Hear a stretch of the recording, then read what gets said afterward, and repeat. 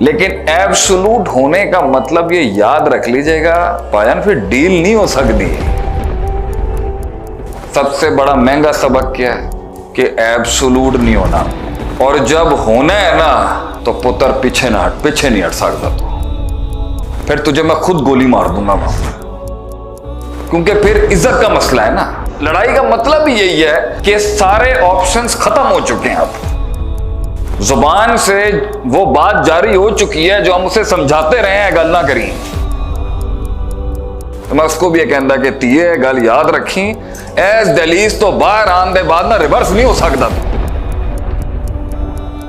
Life में कुछ चीजें आप रिवर्स नहीं कर सकते।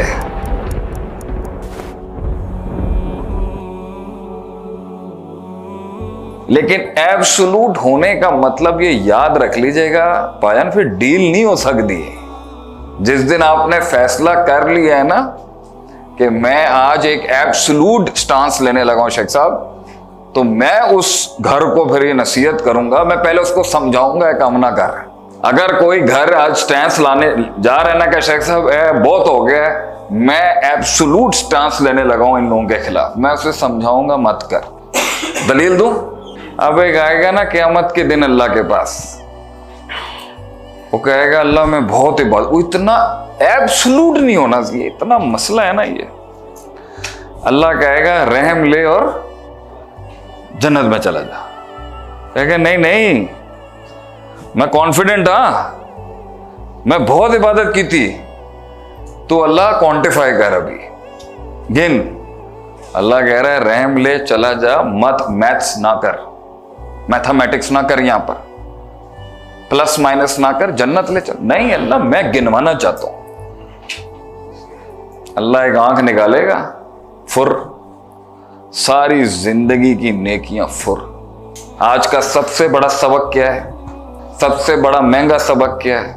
सबसे बड़ा सबक यह है कि एब्सोल्यूट नहीं होना हमने, और जब होना है ना तो पुत्र पीछे नहीं हट सकता। तो फिर तुझे मैं खुद गोली मार दूंगा वहां पर, क्योंकि फिर इज्जत का मसला है ना। और अगर इज्जत गिर गई ना और इमेज खराब हो गया तो जानी वो जो 200 करोड़ की तेरी इमेज बनी हुई है ना, वो अगर तेरा एब्सोल्यूट टूट गया, अगर तू एक्सपोज हो गया ना, तो तुझे मारना आसान होगा। फिर अभी तो बनी हुई है ना, हमने तुम्हारी और तुमने तुम्हारी, और रब ने, सबसे बड़ी रब ने तुम्हारी इज्जत रखी हुई है माशरे में। अभी तुम 200 के हो तो अल्लाह ने तुम्हें 2000 का दिखाया हुआ है। अब तुम जंग में जाने लगे हो, तुमने फैसला कर लिया है कि शेख साहब मैं हूं नहीं छड़ांगा इन्होंने। मुंडे ने फैसला कर लिया कि शेख साहब मैं जा, शेख साहब तुसी इत्थे रहो, मैं उन्हें फड़का के आवा जरा। एब्सोल्यूट हो गई ना, उनके लड़ाई का मतलब ही यही है कि सारे ऑप्शंस खत्म हो चुके हैं। अब जुबान से वो बात जारी हो चुकी है जो हम उसे समझाते रहे हैं, गल ना करी।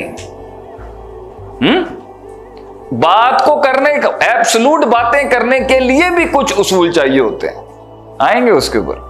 लेकिन हम यही समझा रहे थे कि तू गोश्त बोटी बना ले अपनी, फिर बड़ी बात कर लेंगे। लेकिन अब वो कहता है साहब हूं नहीं मैं बर्दाश्त कर सकता,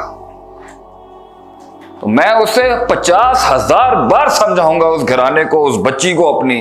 तो मैं उसको भी ये कहता कि तीये गल याद रखी, एस दलीज तो बाहर आने के बाद ना रिवर्स नहीं हो सकता। तो लाइफ में कुछ चीजें आप रिवर्स नहीं कर सकते।